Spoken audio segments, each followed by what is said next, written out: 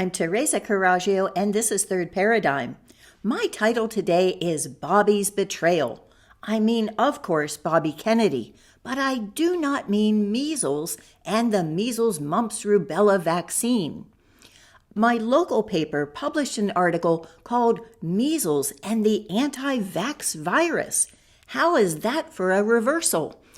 I think that viruses in new forms are springing up like scale on a citrus tree, something I sadly have experience with and can vouch for its existence.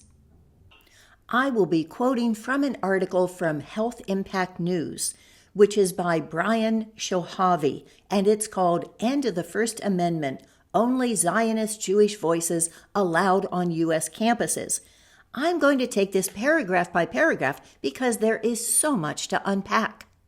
In an announcement on Monday evening, Bobby said, "Anti-Semitism, like racism, is a spiritual and moral malady that sickens societies and kills people with lethalities comparable to history's most deadly plagues."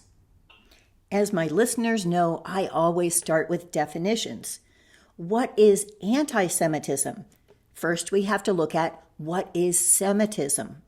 The word Semitism comes from Shemitism. It is the son of Noah, Shem, who was divinely appointed by God, according to the Noahide covenant, to rule over all of his brethren, everyone else, because at that point, we're looking at the entire world having been reduced to this one family. So in that story, Shem gets that right to rule over everyone.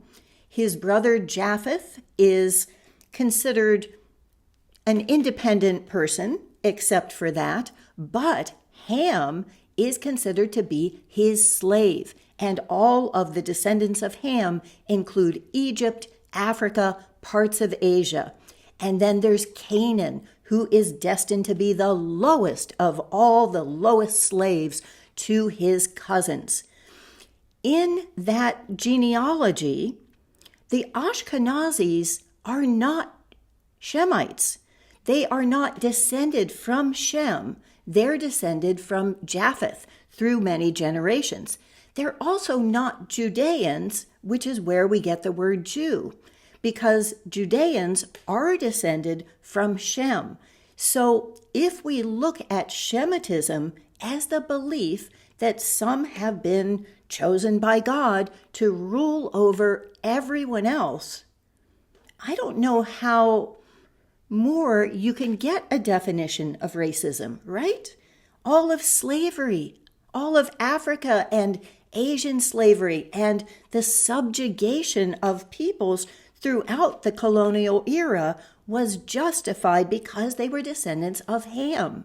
So racism comes directly from Shemitism. If I decode that sentence then, anti-Shemitism, which would be being against the belief that some people are divinely appointed by God to rule over everyone else and enslave them. To be against that is a spiritual and moral malady that sickens societies. How in the world is that possible? The only kind of society that could sicken is an empire, because only an empire is built on that idea that some people are divinely appointed to rule over everyone else. I don't see how that can be a sickness spiritually unless you believe in that kind of God. He then says that being against the idea that some people are appointed by God to rule over everyone else kills people with lethalities comparable to history's deadliest plagues. I think history's deadliest plague is empire. That is what's killed people in much greater numbers than any silly old virus. So that completely inverts the reality and is utter nonsense. His next sentence is, in recent years, the censorship and false narratives of woke cancel culture have transformed our great universities into greenhouses for this deadly and virulent pestilence. I really don't know where to begin to unpack that. So let's start with woke cancel culture. I would say that that is something that has rabidly pursued any opinion that was considered politically incorrect, if we were to use that language. So he's saying that their censorship of others, I would assume, and false narratives have transformed universities into a greenhouse, a petri dish, if you will, for this virulent pestilence. Ooh, doesn't that sound icky? Who are they censoring? Does he really think that we suspect they are not censoring anyone they consider anti-Semitic? That would be ridiculous, and there's no way in the world that he can possibly think that. Which really makes me wonder, what are his motives? He continues, making America healthy means building communities of trust and mutual respect. That sounds like safe spaces to me, based on speech freedom and open debate. And that's why we need censorship of anti-Semitism. I don't think I've ever found a better example of Orwellian doublespeak. It continues. Kennedy then linked to a press release announcing a joint effort by the Department of Health and Human Services, the Department of Education, and the General Services Administration to end anti-Semitic harassment on college campuses. Apparently, Jewish students are being killed on college campuses. It's like the Black Plague. I haven't heard about that, but clearly from what he's saying, that must be true. Unlike, of course, those who will not fall to the Black Plague just because Netanyahu has cut off all water and energy to Gaza.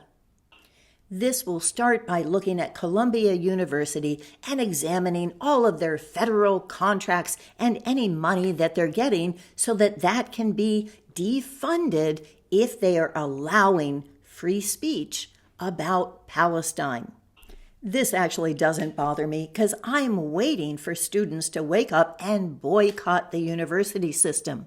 From what I've heard, there's not only no free speech, there's no free love anymore. It's not even any fun. Save your money and educate yourself.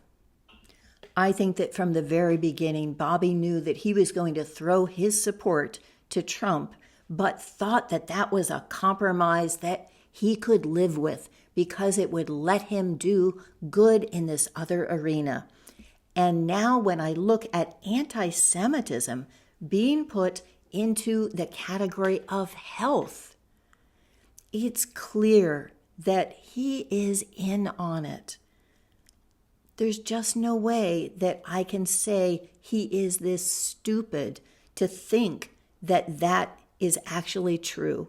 And to not be stupid or naive means that you have to be complicit.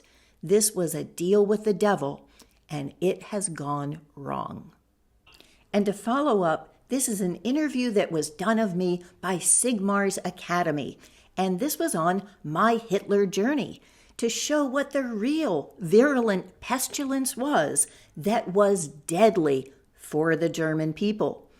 And this is one called Kennedy's Ethics. Thank you for watching.